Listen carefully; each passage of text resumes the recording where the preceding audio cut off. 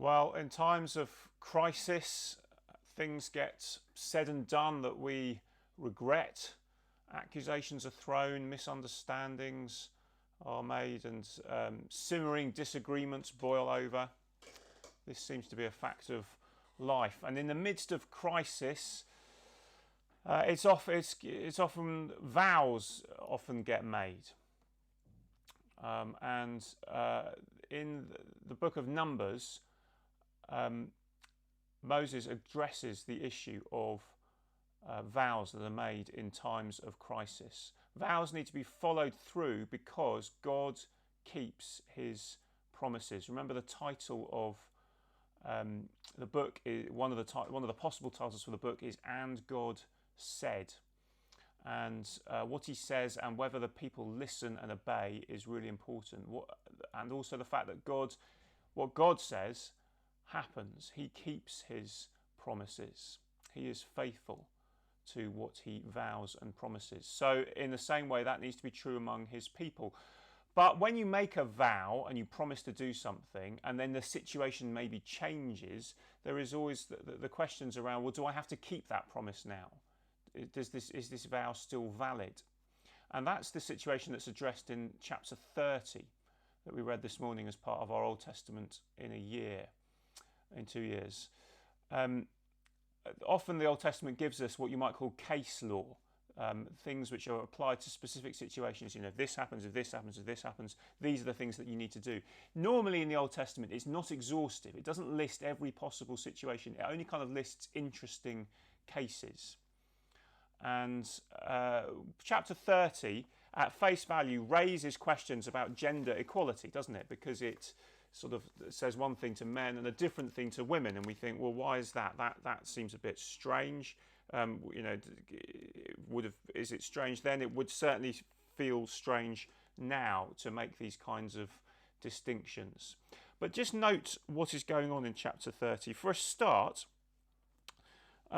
in making a distinction between men and then young women and women who are pledged to be married and then wives, it's saying to the latter, to the women in all those situations, that a vow can be overridden by a father or by a future husband or a husband. In the situation where they discover that a vow has been made, they can say, actually, no, you are released from that vow. Men don't have that luxury.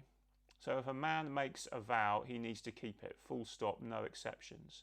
If a woman in one of those situations has made a vow, there is an option to be released from that vow. Now, actually, that is, in one sense, that is not a bad thing for women to have that option in that situation. It's actually harder for the men in this situation. It's not that the men are getting an easy ride and life is difficult for the women. It's actually the other way round. Because if you would be relieved to find that there are times when a vow that you have made does not need to be kept, because vows bind you. They make life more difficult for you. And in practice, you can also imagine that it's hard to run a household if you're bringing an unfulfilled vow into a marriage. It's like a debt, bringing that into a marriage or into a household in some way from a son or a daughter. It makes life difficult, and the law is making it easier for some people in that situation. Note also, if we're wondering quite why it says it like this here, note also the men are about to go off to war, chapter 31. So we are in a specific situation, and again a crisis situation. They're up against it. That is the kind of situation in which people make vows. Lord, if you let this thing happen, I will do this. It's the kind of thing people might say. And so the chapter 30 seems to be possibly dealing with the situation that might arise because the men have gone off to war and then they might come home again.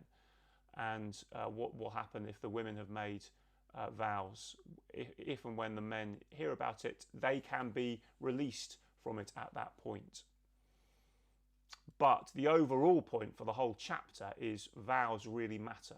You can't make these things lightly. Keep the vows that you have made. Now, that's all for that situation then. Obviously, lots of things have changed now that Jesus has come.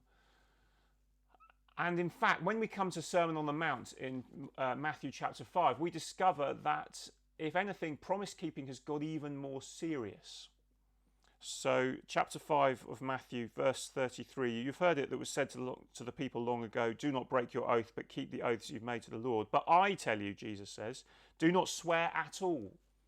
And he goes on a bit about that. So, man or woman, in fact, do not swear at all. This is very, very serious, that we say what we mean and we mean what we say. Our words matter.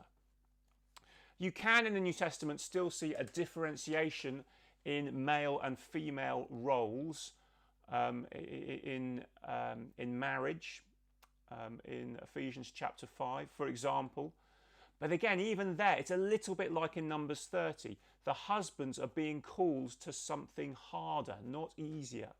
And in the kind of debates that go on about male and female gender roles and equality, the assumption is often made that historically the men have had the easier ride in the way that the Bible has said things. That's not true. It's the other way around. It may well be true in our culture and in our world that the way that people have acted has been such that men have the easier ride and made life more difficult for women.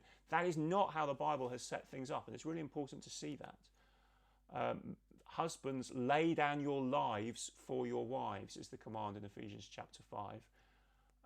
And meanwhile, wives then submit to your husbands, but you're submitting to the one who is laying down his life for you, ideally. That is the point of it. In the same way that you submit to Christ who died for you.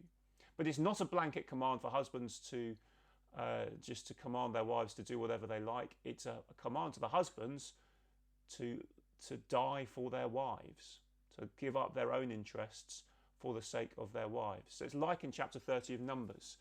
Actually, the harder command comes to the men, not to the women. And that is kind of reflected in the New Testament's emphasis on the distinction between men and women when those distinctions are made. But overall, what's going on in Numbers chapter 30? Words matter. Don't speak lightly. And that is still true today. And the reason for that is God doesn't speak lightly. Honesty matters because God tells the truth. And even in the context of war, of pain, of difficulty, and that's where, when we're up against it today and we feel like we're in crisis mode, we can say things we regret and we can make promises we don't mean.